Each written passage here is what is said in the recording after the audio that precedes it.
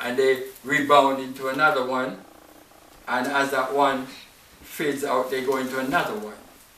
And you know, after a while, what happens is that they become trapped in this old web, not knowing that they are being webbed, especially women, webbed by men who do deliberately do these kind of things, who trap them, you know, sometimes, yes, right, sometimes with their friends, right, so I will have you for a while, then after a while I walk out, I'm going to walk out, let my friend come in, and then another one, and the cycle goes round and round, and you don't even know that you're being had over and over again, and you're wasting time, because they all gather later on and they talk about you.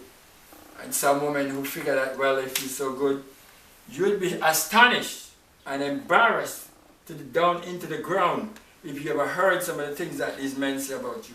As a man, I know it, because some of the things I hear men have said about women and things I say, I'm stunned, and I'm saying to myself, but how could you ever say something like that about a woman if you ever even cared for her? But you know directly, no. As this guy told me, I asked him one day, I said to him, I said, when you with these women, do you tell them that you love them? He look at me and said, Fergie, what do you mean love them? I don't love them. I mean, it's like you said to me, Fergie, you crazy? Tell him I love them. But I bet he does tell him that.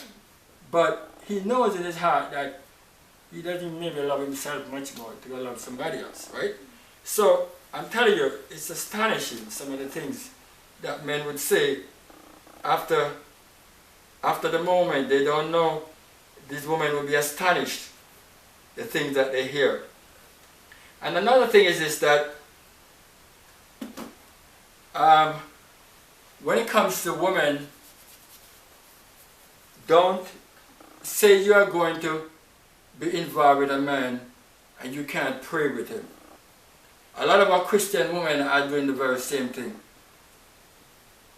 If you can't pray with him, then, and you're a Christian woman, right, and you can't pray with him, right,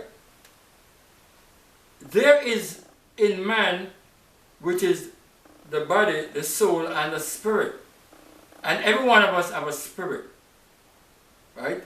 When people are possessed with an evil spirit, it means that a devil has taken over their spirit and is leading them like a puppet on a string, back and forth, back and forth. They're not doing what they want to do, but they're doing what the devil wants them to do, right? And the devil seeks to do that to a lot of people. But some people, their spirit is like, for whatever reason, I don't know, the devil, like, you know, it's like, it's sick him, as like a dog, it's sick onto some people. And he won't let go of them, I won't let go of them until he bites them, right? Until he bites them. And that's the thing with some people, with their spirit. But a lot of women, you don't understand the power of a spirit, right? And so you unite yourself with a man, right? And when you unite yourself with a man, his spirit is going to start to dominate your life, right? It was so in the Garden of Eden, and the Bible tells you, by one man sin came into the world, right? It never said by a woman. It was by a man that sin came into the world, and death by sin. And by one man, we got life, who is Jesus Christ. So that man is capable of binding his family for good or for evil. So you have to be careful of what kind of spirit you're united with. If you can't pray together, you can't come before the throne of God together, then that's not the spirit you want to be united with. You don't want to be with that spirit. And don't tell me if the person tell you nice words or whatever you might say, all manner of things. You don't want to do that, because that spirit is going to drag you down, right? And you know, when all is said and done, you can't even, whatever anointing that God had given to you, that other spirit will suck it out of you. You know, suck it out of you. I'm going to give you a good example, right? If you have two cars with one wouldn't start because the battery is no good, and one that has the battery and the battery is good, right? And when you put those jumper cables together, right, people used to do it, and the one that had the dead battery would start, but then the one who had the good battery in the beginning afterward couldn't start.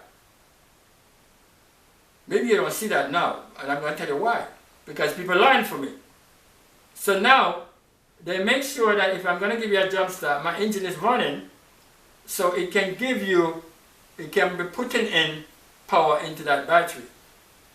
So that when your battery begin to draw from mine, at least I won't be left dead. Okay, but I'm just saying, if you look at it without running the engine, and you turn one to the next, that one draws from the other one, and when it draws from the other one, it could actually kill that one. It has happened in the natural, which I've seen, right? And it happens in the spiritual too, where that other person is drawing so much from you, okay, and drawing so much from you that you find that, well, after a while, what is it? Okay? Worse, it would be somebody who definitely doesn't want you to pray, which some women have dealt with that. Thinks you spend too much time worshiping, believes you go too much time to church, and after a while, they don't even want to hear the name of God around them. It's even worse. You need to understand the binding power of spirit and connect yourself with spirits that can lift you up, because they can drag you down, and the devil will do it. Will drag you down, down, down.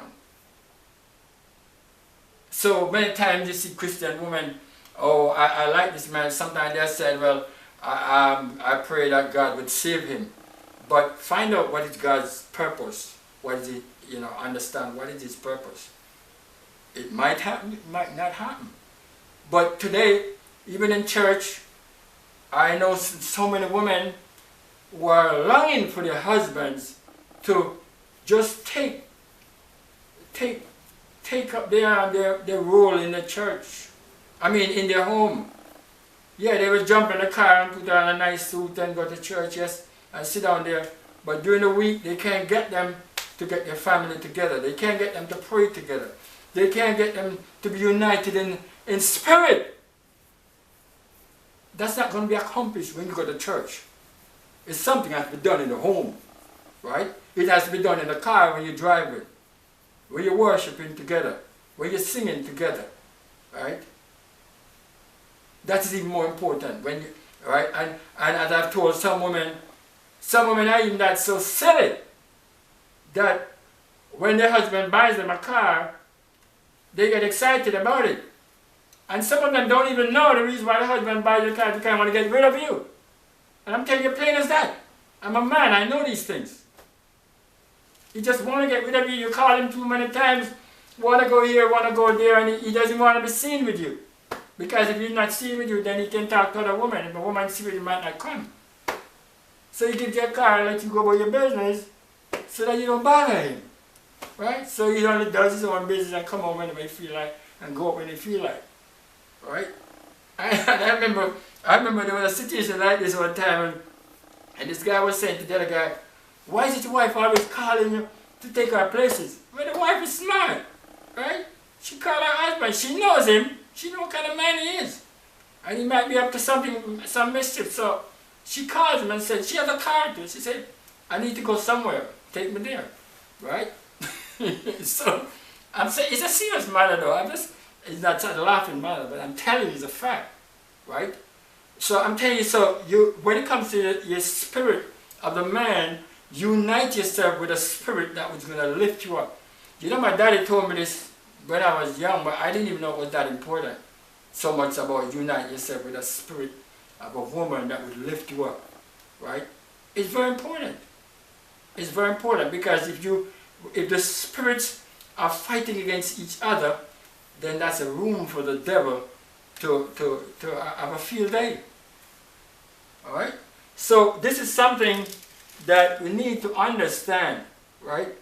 And learn to as I said here, that about this, that we caught up with someone you cannot go before the Lord with. Right? You and him can't present yourself before the Lord. Okay? Every time when they get married in churches, the ministers always seek that at least they let them kneel down and pray for them. They are setting an example to them to tell them that they really should go before the Lord together. But I'm telling you, for most people, that's the end of it. That would be the first day, maybe they went together in prayer, and the last day. That's it.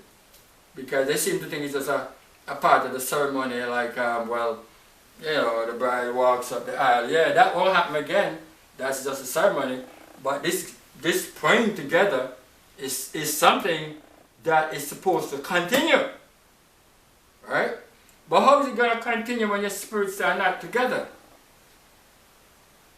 How is it going to continue? It's not going to continue. Right?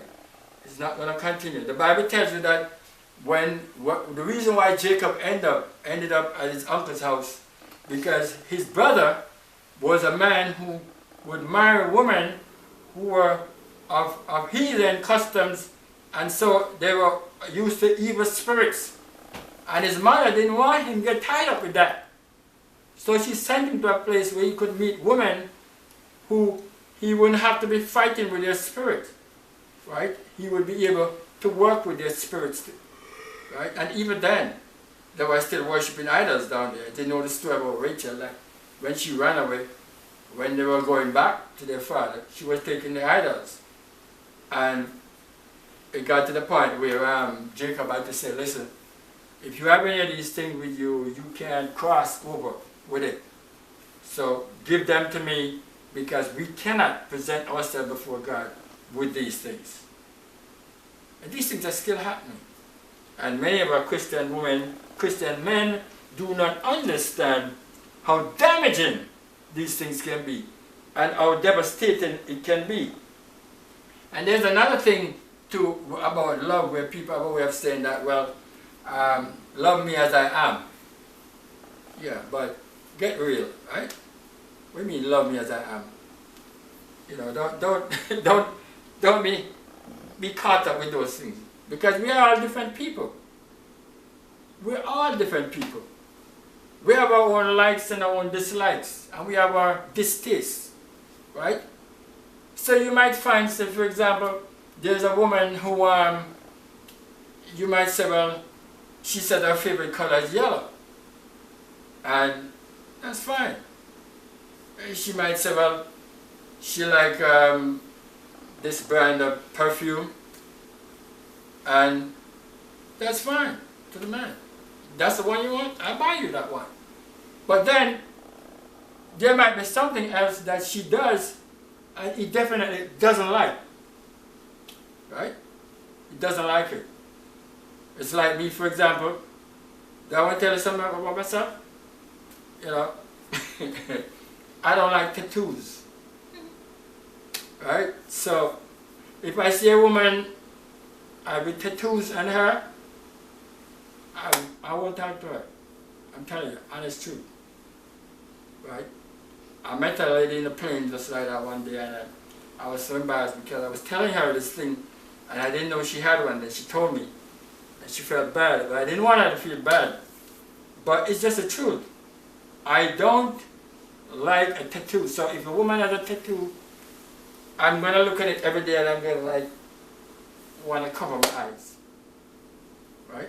So then that's not the woman for you. Don't get involved with her. Because there's some things you can tolerate and some things you can't tolerate. You might be a person who just don't like to eat certain things, and she likes to eat those things.